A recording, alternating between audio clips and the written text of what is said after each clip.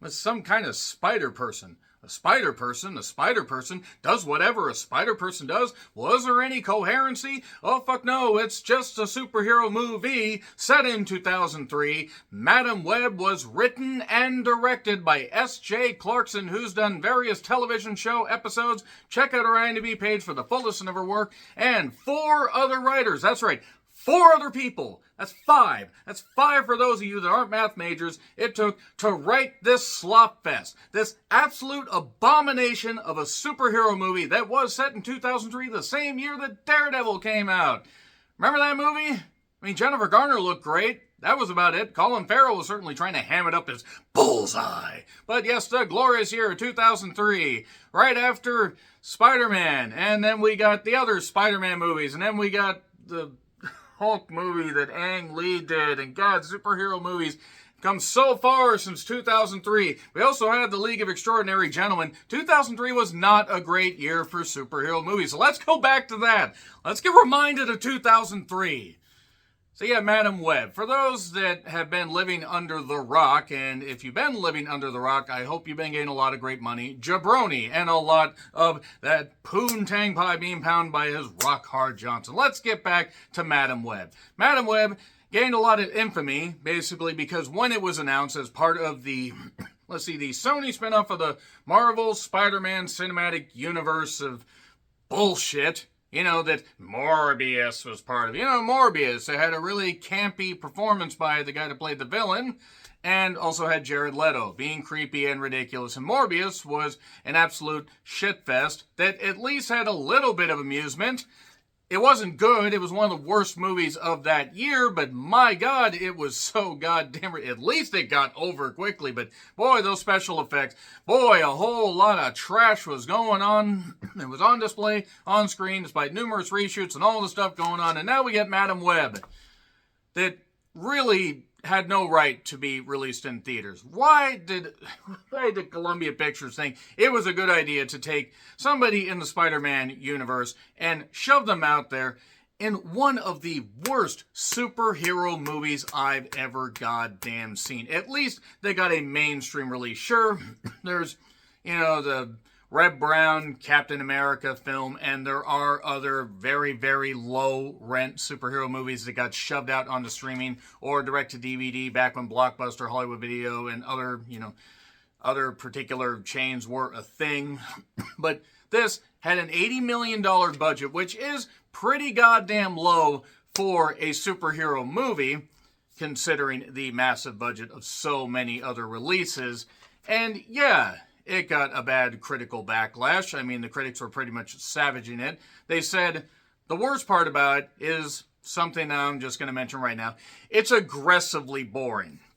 It's like every single cast member was just told to go through the goddamn motions. Look, you will be released from whatever dark contract you have with Satan if you do this movie, because there's no other explanation why the acting was so goddamn bad and why it took 5 people to write this. Were all the writers told, you will not be allowed to see your loved ones ever again unless you write a superhero movie. What did Columbia Pictures and Sony, everybody, have over this whole goddamn production? Who thought this was a good idea? If this was the final draft, what was the first draft? Or was this the first draft? What in the world was actually going on behind the scenes where they said, yeah, cut, you seem like you're all in goddamn soma comas. That's perfect. We'll do that. So I went and watched this a little bit earlier today. I didn't get a chance to see it opening day because I've been busy working. And I decided I want to see if this really is as bad as they were saying it was. And even the audience score on Rotten Tomatoes and even the early audience scores are not positive. There are some that say you can laugh at it. You could laugh at Morbius. You could laugh at Daredevil. You could laugh at Catwoman. This is worse than Catwoman. I will explain why this is worse than Catwoman. You could at least laugh at the basketball scene. You could at least admire the fact that Halle Berry looked incredible in the leather Catwoman outfit. Sure, Sharon Stone was just there for the goddamn paycheck. And sure, the movie has some of the worst CGI even by mid-2000 standards. But my God, at least it was over quicker. Madam Web was taking a character that, yes, comic book fans will know. For novices or just, casual fans like myself, you just want to go see something entertaining with just a little bit of the basis of the story.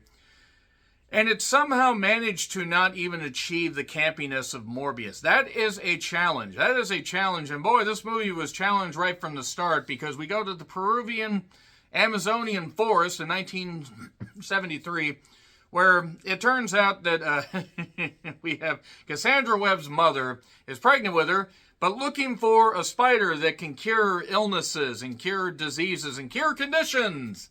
And she's like 8 months pregnant, going to the Amazonian forest. Probably not the smartest, thing to do while you're pregnant, but whatever. All women do different things when they're pregnant. Some star in movies like this. I don't think she was actually pregnant, but nevertheless. Then something happens where it leads to, we smash cut to 2003. Dakota Johnson, by the way, who was in this, her, just in case. If you've ever seen the 50 Shades of Grey movies, yeah, her. By the way, Suspiria, really good. She was good. She was she. She. By the seashore. Nevertheless, she is a paramedic. She ends up realizing that, hey, I have the ability to see into the future. I have to stop you from killing these 3 girls in the future. I know you do that, if you get that. I love you guys. She basically has to protect 3 young girls. Sydney Sweeney, Isabella Merced, who I just realized actually is the girl that was in the Dora the Explorer live action movie. And also Celeste O'Connor. Mike Epps is also in this. Yeah, the guy that was in Friday After Next. A guy that's actually been in some decent stuff. And you even have Adam Scott. You might recognize him. Look up his IMDb page. You have Carrie Bish. You have Jill Hennessy, who looks incredible and is almost 60, but she was in the early seasons of Law and Order. And she certainly tried in the lone couple scenes she was in. And Zozia Mamet. If I said that wrong, I apologize. I've seen her in other stuff.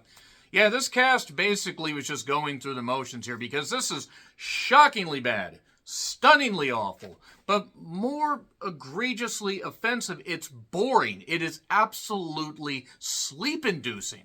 And I probably shouldn't judge the acting based solely, or the actors based solely on how they performed in this, because I'm sure that they knew that this was a shit fest. 2 of the writers, by the way, also wrote Morbius. Matt Sazama and Burke Sharpless. Yeah, that's actually kind of fitting. Look, I'm sure they're lovely individuals, but you cannot tell me that writing Morbius, and Gods of Egypt, by the way, Gods of Egypt, that right there should get them told, look, you need to find something goddamn else to do if that's the best you can do. But maybe they had a great idea and it just got brought down by studio interference. You want to see something really, really shit? Check out Gods of Egypt. You have Claire Parker, who was, no, not Peter Parker. No, not Peter Parker, picked a peck of pickle peckers. But she was also an executive producer on this. And Karam Sangha. No, not to be confused with one half of Inda Sher. They did a movie called The Violent Heart. But I'm going to say right now that this is probably going to piss people off, but I don't care if this movie is led by an all-female cast. This is the exact, antithesis of why people are not going to give, women leads in big-budget movies if they're just going to be slopped out like this.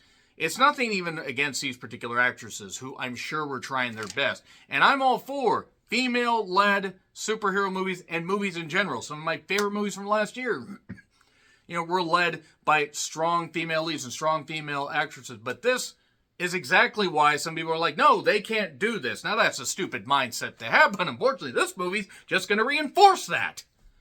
The action scenes are abysmal. These have some of the worst special effects I've seen. And I'm sure the budget didn't allow for them to go full on crazy like Marvel, or the Avengers Endgame and the Spider-Man movies and whatever. But you cannot tell me that this movie, as a polished product, should have been put out in theaters. People are only going to see it ironically. I think that's how you say it. Just like me, going to watch it in theaters just to see if it's really bad. And it is really bad. But again, it's boring. It's so boring. Dakota Johnson. No wonder Dakota Johnson seemed like she didn't want to have anything to do with doing a media tour for this. Every interview clip, every interview I saw with her. And Dakota Johnson, I'm not saying is a world beater of an actress, but she's been in better stuff than this, and she sounded like she wanted to be literally anywhere else, like she was waiting for a bus. And the Sydney Sweeney, who people have told me that she's actually good. It turns out she was in that comedy, Anyone But You. I didn't get a chance to actually see the movie because I didn't want to. And based on her acting in that trailer, I was like, okay, she's clearly just there for maybe because she's nice and she, looks good. That's probably about really it. Because if this is an example of her acting, she better hope that things hold up it's like Gal Gadot. She better hope that, the looks hold up, because her acting ability, she has to just, stand on that. She's going to fall into the goddamn earth. She's also in another upcoming horror movie called Immaculate that is from Neon Studios. And based on the trailer I saw for that, I'm like, good God, she is not good. I am determined, and she is just not good. She really, honest to God, sounded like she maybe just needed to lay down and wake up after about 8 years. In fact, it seemed like everybody woke out of a coma after 8 years and said, we could make this movie. What do you mean other superhero movies have been done better? What do you mean Spider-Man got a rebirth after The Amazing Spider-Man and The Amazing Spider-Man 2 didn't do that well? What do you mean this isn't a good superhero concept anymore? Basically, yeah, she can see into the future. We get some action scenes that are absolutely abysmal. There's a subway scene that is sadly the best thing in the movie. But for being a hero, yeah, she doesn't necessarily want to be a hero, but she has to protect these 3 girls. And I'm sorry, but Tahar Rahim, who plays Ezekiel Sims, they called me Mr. Sims. Sorry, Sidney Poitier, sorry, rest in peace. But yeah, he plays Mr. Sims, who basically is the villain of this and is somehow a worse villain than Sharon Stone and Catwoman. Somehow a worse villain than in Morbius. Somehow a worse villain than anything you saw in The League of Extraordinary Gentlemen. This was an abomination against filmmaking. This was terrible. This was really, really fucking putrid. I'm going to get into spoilers here. I don't really care, by the way, if I get a lot of backlash for this, because you guys can watch it. And I want these women to succeed. I want more films to have strong female leads and strong, female empowerment and all that. But this ain't it, Chief. God, I sound so goddamn dated trying to say that. But Emma Roberts is also in. I wonder how many guys she abused on set. If you know, you know. Ask about Evan Peters. Google Emma Roberts and Evan Peters, and you'll understand. But yeah, Isabella Merced doesn't get much to do. Celeste O'Connor tries to do something. She tries to be a wisecracker, and boy, Dakota Johnson. Good God. How many takes did they do for these particular scenes, I wonder? Because if these were the best takes they had, what were the worst ones like? Anyway, I'm going to get into spoilers. 3, 2, 1, it's in theaters. Spoilers. So yeah, $80 million budget. What a year. 2003. A year unlike any other year, because unless we go back to 2003 BC, it was unlike any other year in this century. Cassandra Webb with 2 B's instead of 1 B. Not the B's, not the B's. Oh, they're in my eyes. I want to say once again, the writing is absolutely abysmal in this. Speaking of Catwoman, they actually had a song from that. It was scandalous. I've gone blank on the name. It's a catchy little tune from the R&B rap type genre. But yeah, once they started playing that at a cafe scene, I'm like, oh, good God, I never wanted to hear this song again. Even though it's not a bad song, it reminded me of Catwoman. They played Toxic by Britney Spears because, 2003. And over the end credits, they played the Cranberries' Dreams. If the lead singer of the Cranberries hadn't died, tragically, about 7 years ago, this probably would have finished her off. I know I would have been embarrassed for my music to be part of this. There is a line in this. They're teenagers now, but in 10 years, they'll destroy me. That is peak terrible writing. Peak terrible writing. This is goddamn terrible. Goddamn terrible. 100 years at Columbia Pictures, and it feels like they went back 100 years doing a film like this. So yeah, Cassie's mom had it going on, I guess. Stacy's Mom, by the way, is a terrible, terrible song, by the way, on the surface of it. And when you dive into it. So, she was in the Amazonian jungle, and then Ezekiel, Mr. Sims, was there and betrayed her after she got this spider that has all these healing properties. These genetically enhanced super spiders that we found in the first Spider-Man movie. And, yeah, Ezekiel betraying him. A traitorous guy with an impossible-to-place accent. Who would have thought? Dakota was sleepwalking through it. Again, Dakota Johnson, by the way. Here, Suspiria. I'm not saying that she was the most, verbose and emotional actress. But it fit for this. It really fit for this. Watch Suspiria. Or Suspiria. Or Dispersions. I don't know how to goddamn say it. Just spell it out for me in the comments. So, Sydney, I'm sorry, I can't get over how bad she was. She's like, oh, show her a shiny object. Maybe she'll understand. That sounds mean. I'm sorry. There was a cat, a stray cat, that Cassandra was feeding. That was one of the most fleshed out characters in the movie. The cat's fine, by the way. And there was a pigeon that crashed into the window that she managed to get a, future vision of, and she rescued the pigeon by opening the window, and then it flew around and looked around and shit in her fruit bowl and then took off. At least I assumed it shit in the fruit bowl. It should have, because pigeon shit is what this movie was covered in. A little bit earlier, there was this drowning scene where she rescues a guy, and then she falls in the goddamn water, and then this web and all this stuff is getting her and rescuing her because she's got all these visions of all this stuff and she's rescued. Adam Scott rescues her. All hail Adam Scott. I think his name was Ben. I actually don't know. I tried to forget the names of a lot of people in this because it was a terrible movie. So Sims ends up killing Jill Hennessy, who was some kind of agent. I guess. I don't know. They were at some opera house that seemingly had nobody else there. It was like a screening for Madam Web. There were 12 people in that movie, including me. Granted, Thursday afternoon, but still. Sims has a lady played by Miss Mamet, if you're nasty. I would be for her. Let's move on from that. Let's just move swiftly on from that. Oh boy, that's going to come back to haunt me.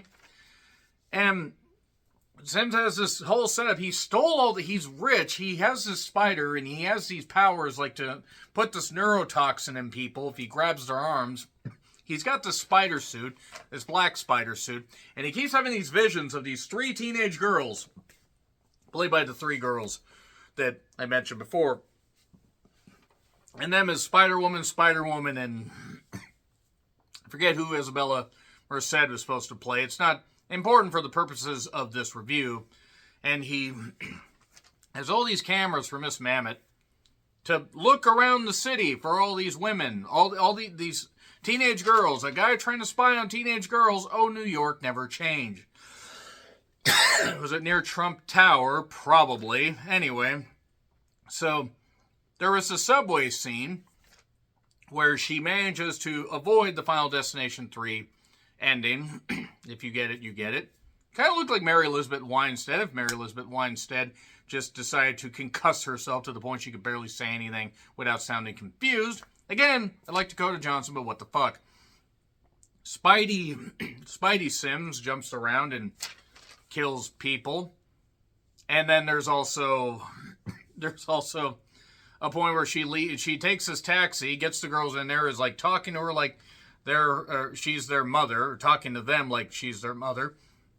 They go in the woods and she just leaves them to go find some answers. Just leaves these 3 girls in the woods. Then eventually they decide to go to this diner. And they dance to Britney Spears' Toxic. They eat food because one of the girls happens to have a whole bunch of money because her parents are rich and in Beijing. And I believe Sydney Sweeney also lost her mother, or her mother's in a psych ward, and her dad and his new wife don't really care for her. And Isabella Merced apparently will be deported unless she turns 18 and can claim being an adult, I guess. They just shoved this shit out there and just really didn't make it worth anything. But in this diner, suddenly, Spider Sim shows up.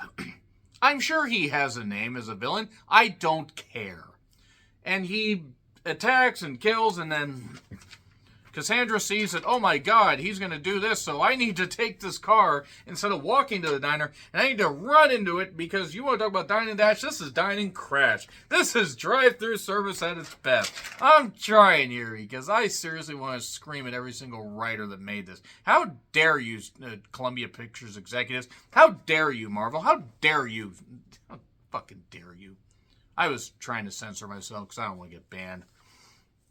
So anyway, yeah, Jess Adam Scott Ben. Yeah, Ben's his name. This movie should have bent over and been kicked off a bridge. He has a tie to Emma Roberts.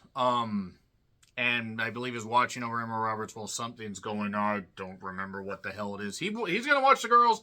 And Dakota Johnson, who's a paramedic, by the way, and I know paramedics make some pretty good money, she has totally abandoned her job. She just goes off and goes to the Amazonian, area where her mother died, and she was born in this, pool of resurrecting water. And then she gets answers, and she has astral projection now, where she can do all this and everything and have her visions. No, really, that's actually what they do.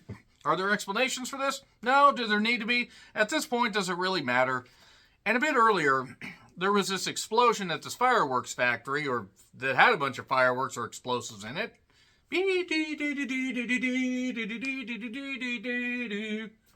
And I believe Mike Epps got killed, or somebody got killed. I actually don't know. I think it was Mike Epps. It doesn't really matter, honestly. When people die and people just disappear off camera. The cat evidently was fine. Showed up at one point when she was doing some research. While she left these girls in the woods and then she left the girls in the woods, did some research, rescued him at the diner, left him with Ben, and then went to the Amazon, found out about the astral projection and the weird pool and everything. And then there's this final fight thing where they lure Spider Sims in the goddamn warehouse where all these explosions happen, but somehow there's all these intact boxes, and they shove these flares and all these explosions, and they boom and boom and... He's an idiot, by the way. Just want to say he's a fucking idiot. Where is the girl with the TVs and all the cameras? Does she have jobs? Does she get up to use the bathroom? Is she just locked in there? Does she have catheters sticking in her and stuff that feeds her intravenously? I have so many questions, and I don't know why I care, because this movie is trash. But there's these explosions and everything. There's this one point where this big missile firework comes, and this rescue helicopter gets taken out by it when Spider Sims just hits it. And then she has this vision of these letters on this banner thing falling, these light up letters, and she can't rescue all the girls. You can't rescue all of them. He says this 5 times, and then she does because she astral projects. She is Madam Web. She rescues them, and then she falls in the water after she pushes Mr. Sims into the fire, like Dokken. Except Dokken would probably sue for me just saying that. But before that, she says, and I quote, this is a line that will stick in my goddamn, craw forever. You've been trying to change your future, but the girls were never your future. I was. Fucking goddamn bullshit. Yeah, so she ends up in the goddamn water. She taught them CPR earlier. They bring her back, and now she's wearing sunglasses because I guess she's blind, or she can see clearly now that this movie is gone into the giant pit of despair and gone away. I hope that this movie will not make a fucking dime because it doesn't deserve to see the light of day. Yeah, that's about the best you're going to get out of that. I actually don't remember who the fuck sang that song, but moving on. She now can see clearly, and all the girls are living with her, and yeah, she's gonna teach them her spider ways. Garbage. Gets an F. And it's not even that this movie leaves a lot of stuff up and you got to be a fan of it. You got to do all... You maybe have to know some things about it. I don't care about that. I didn't know much about Morbius, and I found more entertainment in Morbius than I found in this. This was a slug from beginning to middle to end and would not end. This is almost 2 goddamn hours and somehow managed to feel like 3. It gets an F. It's terrible. Maybe studios should try giving female leads something to sink their teats into. I think that's how the phrase goes. But yeah. God damn it. Stupid allergies are kicking up and telling me this is it.